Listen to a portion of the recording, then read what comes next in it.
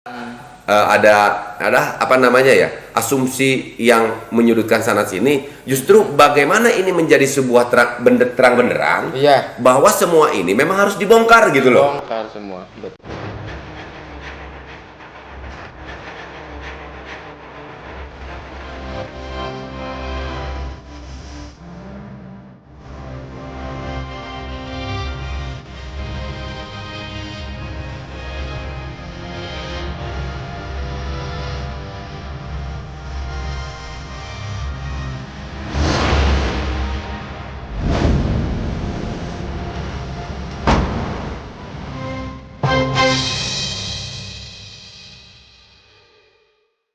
Assalamualaikum warahmatullahi wabarakatuh. Waalaikumsalam warahmatullahi wabarakatuh. Pak Ustadz. Pak Ustadz lagi. Ketemu lagi dengan Kang Heri Susanto. Kang, kali ini teman-teman banyak bertanya kepada saya. Iya. Dan kemudian saya cek juga Iya. terkait tanggal cantik.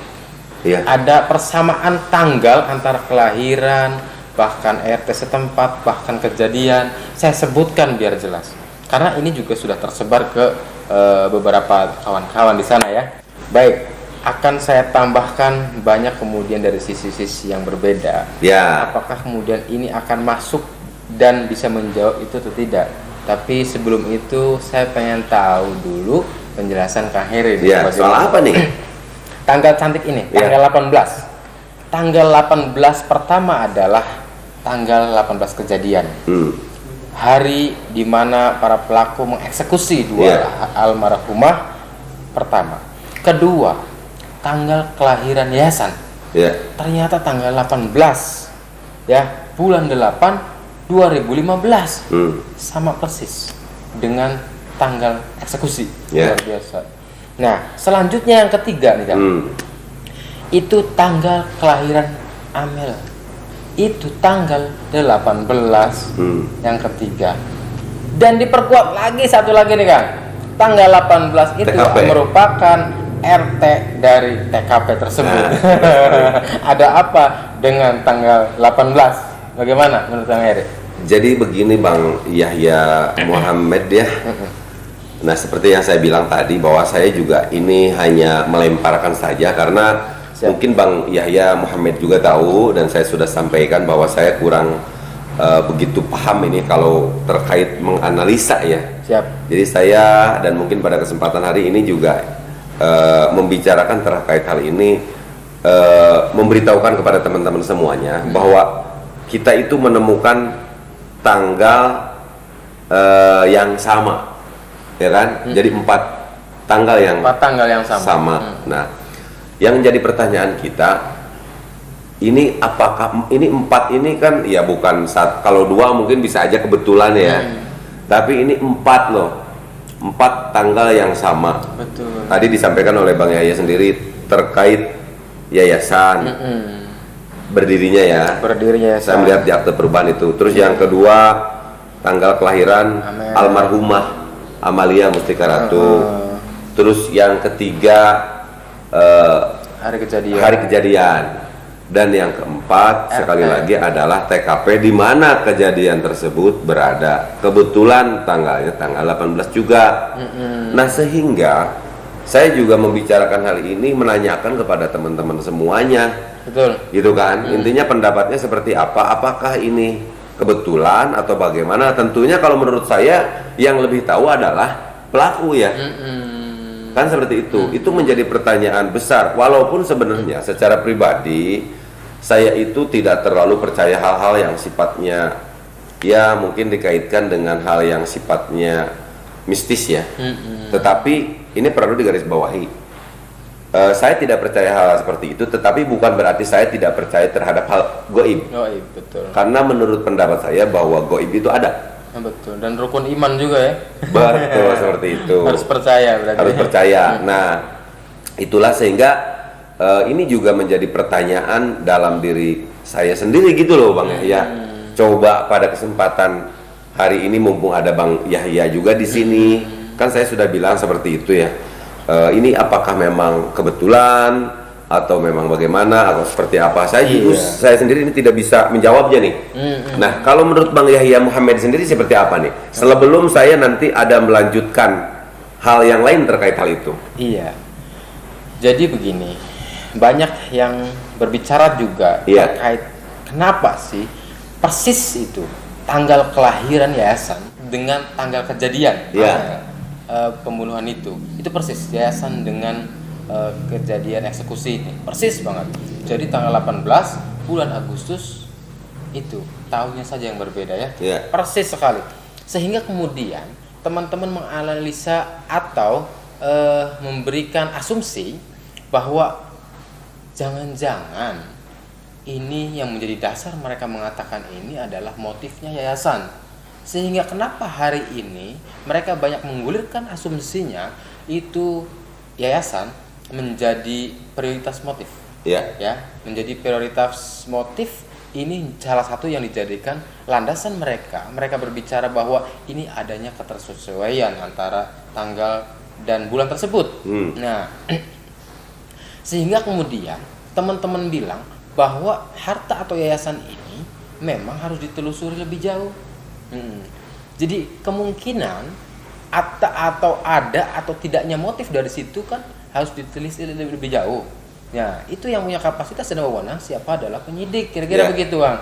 Nah, sehingga ketika penyidik serius dalam menangani itu, memunculkan motif yang prioritas, misalkan yayasan apakah menjadi prioritas motif atau yayasan bukan termasuk dalam prioritas motif. Ketika penyidik bisa menggambarkan itu, kita juga semakin tahu, semakin tercerahkan, semakin terjawab bahwa iya, tidak atau iya, kira-kira begitu. Nah, ketika kemudian penyidik tidak sama sekali memberikan bocoran itu, maka kita lagi-lagi adalah semakin hari semakin berasumsi bahwa asumsi itu kan tidak selamanya benar dan tidak selamanya salah juga. Tetapi kita juga tidak salah berasumsi itu karena kita tujuannya sama juga, mengawal itu semuanya. Sehingga analisa asumsi yang kemudian bisa menimbulkan konklusi juga ini adalah hak prerogatif dari teman-teman netizen semuanya dan kita semuanya. Nah, mereka bilang udah usut cepat. Kalaupun adanya kaitan dengan yayasan atau tidak itu urusan nanti. Yang penting hari ini ada selidiki dulu, kira-kira begitu.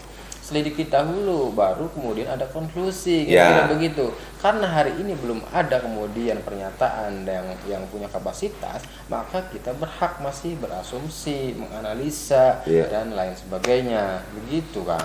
Nah, apa yang disampaikan oleh Bang Yahya ini tentang hal itu. Secara pribadi saya juga kan seluruh warga masyarakat Indonesia ya, umumnya mungkin khususnya nih masyarakat Subang, terutama orang-orang yang memang mengawal kasus Subang ini ya, dari mulai kejadian sampai sekarang, pasti mereka memang juga sudah greget kan, ingin tahu. Nah, dalam hal ini kenapa misalkan saya aja bukan siapa-siapa, Bang Yahya juga bukan siapa-siapa, teman-teman yang lain juga netizen itu sangat ingin sekali tahu siapa sih pelakunya. Nah, menurut pendapat saya ini kan ada persoalan yang sifatnya mungkin kontak yang dirasakan saat ini dan persoalan juga hal yang sifatnya sistemik. Nah, akibat banyaknya ya kan intinya yang pertama disampaikan juga oleh pihak kepolisian ya terkait bahwa pelaku ini bisa dikatakan orang terdekat. Kan itu bahasanya secara umum. Iya. Ya kan? Betul. Umum. Terus yang kedua, saksi yang kita ketahui dari kasus Subang ini kan sekitar 69 saksi. 69. Sudah dimintain oleh keterangan oleh pihak kepolisian yang tujuannya untuk bagaimana pihak kepolisian melakukan penyidikan dan penyelidikan untuk bagaimana bisa membuat kasus yang terjadi di Subang ini lebih terang benderang. Betul. Tetapi dengan jumlahnya banyak saksi, menurut saya sampai sekarang ini kasus ini sudah sampai 6 bulan, mau menginjak 6 bulan ya. Berarti memang pihak kepolisian juga belum bisa membuat sebuah kesimpulan. Intinya untuk bagaimana kasus ini bisa terungkap. Kan seperti itu. Nah, ini terus sekarang kembali kepada apa yang disampaikan oleh Bang Yahya terkait yayasan misalkan, ya kan. Nah, kita ketahui ya, kita melihat aja kasus-kasus yang terjadi baik di Indonesia maupun yang di luar negeri, yang timbul pertanyaan daripada kasus ini persoalannya apakah karena harta, apakah karena tahta, ataukah karena motif cinta, ataukah mungkin karena iri, dengki atau bagaimana. Justru menurut pendapat saya memang ini harus terjawab. Ya kan? Jangan sampai karena yayasan nanti banyak orang yang suujon karena yayasan.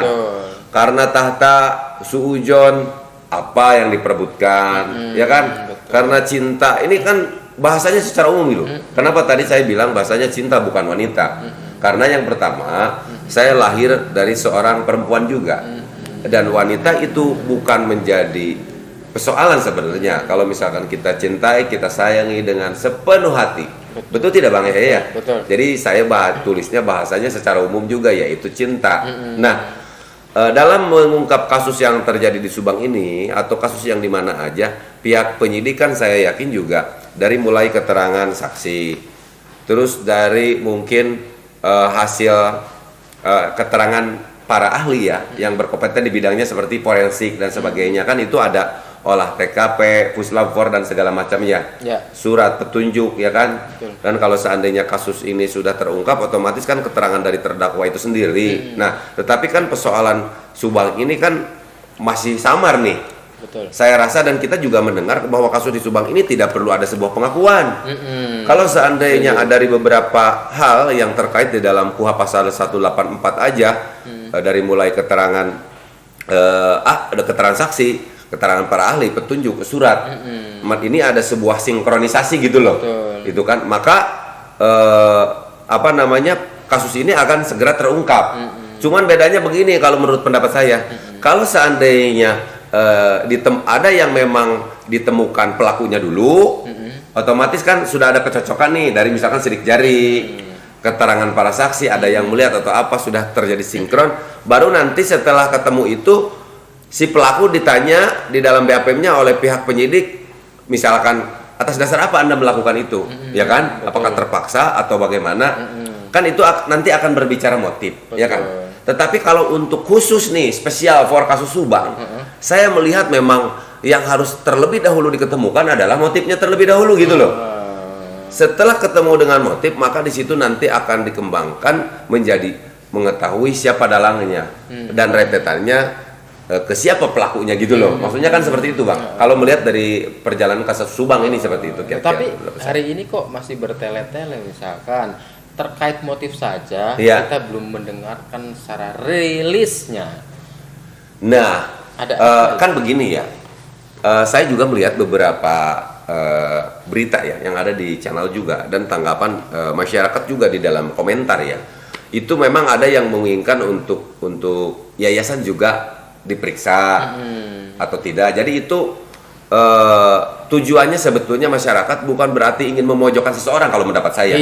Justru ingin mengklirkan sebuah persoalan gitu loh.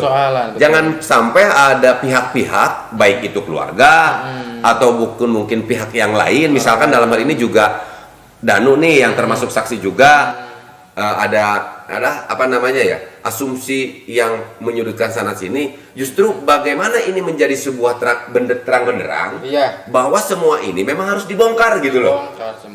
Nah, menurut pendapat seperti itu. Jadi terkait apa yang disampaikan oleh Bang Yahya, supaya tidak sampai saat ini lebih terang benderang, otomatis kita cek nih. Kalau misalkan terkait yayasan berbicara tentang harta ya. Saya bilang di sini yayasan terkait harta saja sih ya. Walaupun memang sebetulnya yang namanya yayasan itu lebih mengarah kepada kegiatan sosial kemasyarakatan. Jadi bukan sebuah organisasi profit oriented gitu loh. Tetapi faktanya di lapangan saya melihat gitu loh. Ya kan? Melihat konteksnya bukan dalam kasus ini nih. Saya banyak menemukan kasus ya kan yang memang seperti itu. Makanya memang yang pertama mungkin didalami tentang yayasan, dan yang sebetulnya mempunyai kewenangan seperti itu ya adalah pihak kepolisian menurut pendapat saya sih gitu kan. Kalau masyarakat kan hanya mendukung, mensupport, mendoakan juga semoga pihak kepolisian yang memang salah satu institusi yang memiliki kewenangan untuk bagaimana bisa menyelesaikan kasus ini itu diberikan kemudahan, diberikan petunjuk, diberikan jalan kan. Nah, kita sebagai masyarakat, kalau seandainya ada yang tahu ya sedianya kita juga memberikan informasi kepada pihak kepolisian, wabil khususnya penyidik. Ya, setuju. Karena memang di kita juga ada undang-undang istilahnya untuk melindungi tentang saksi lah. Saksi. Kan seperti itu. Nah, tujuannya adalah bagaimana terjadinya sebuah sinergitas gitu loh. Pihak kepolisian mah otomatis kan institusi yang mempunyai kewenangan. Betul. Tetapi bagaimana suksesnya semua institusi, saya tidak berbicara kepolisian saja nih ya. Ya. Semua institusi penting di negara kita, misalkan Polri, ya kan? Masyarakat apa namanya TNI, ya kan? Kenapa? Kan istilahnya ke pihak kepolisian itu melindungi dan mengayomi masyarakat, ya kan? Nah, justru itu intinya apa yang kita bisa berikan untuk bagaimana bisa memberikan kemudahan kepada pihak kepolisian. Betul. Take and give gitu loh. Tapi dari sini berarti kepolisian juga harus mengayomi masyarakat ketika adanya asumsi yang liar Iya. di masyarakat itu, mestinya barangkali mengayomi itu dengan cara misalkan Iya. sedikit membocorkan atau menjawab, atau kemudian jumpa pers lah sedikit kira-kira Iya. seperti itu, sehingga kemudian ada fiksasi argumentasi. Agar kemudian kita tidak terlalu liar. Ya. Apakah ini misalkan tadi motif A, B, Ya. C. Kenapa hari ini banyak bergulir kemudian motif utamanya adalah yayasan atau harta itu? Kenapa? Karena kita belum menemukan fiksasi argumentasi yang realnya Ya. dari kepolisian itu, sehingga wajar ketika Ya. kemudian kita dalam rangka mengawal dan dalam rangka membongkar itu pengen tahu, menjadi pelajaran buat kita bersama agar kasus ini terbongkar, kira-kira gitu masyarakat itu kayaknya. Ya, betul sekali Bang ya, seperti itu. Jadi nanti cek terkait misalkan tadi harta apabila tadi dikatakan misalkan yayasan dicek tidak ada nih, berarti suzonnya terhadap yayasan kan ini menjadi clear. positif Tidak. lagi, ya kan? Tidak ada kaitannya dengan yayasan. Kalau Cek lagi mengenai misalkan tahta. Ini persoalannya kekuasaan. Kekuasaan. Seperti apa dilakukan pendalaman clear. Berarti tidak ada nih. Tidak ada. Ya, misalkan terkait cinta di cross check seperti apa dan bagaimana kan seperti itu. Iya. Ya nanti berarti clear. Misalkan apakah ada orang luar lain yang Iya, iri betul. atau yang dendam atau seperti apa kan seperti itu Bang Iya. ya, Muhammad. Artinya berarti semakin kemudian penyidik menyelidiki terkait beberapa motif, entah dikatakan menjadi prioritas atau bukan, Iya. ketika sudah dilakukan oleh penyidik semuanya, maka itu akan terjawab clear atau tidaknya. Iya. Enggak?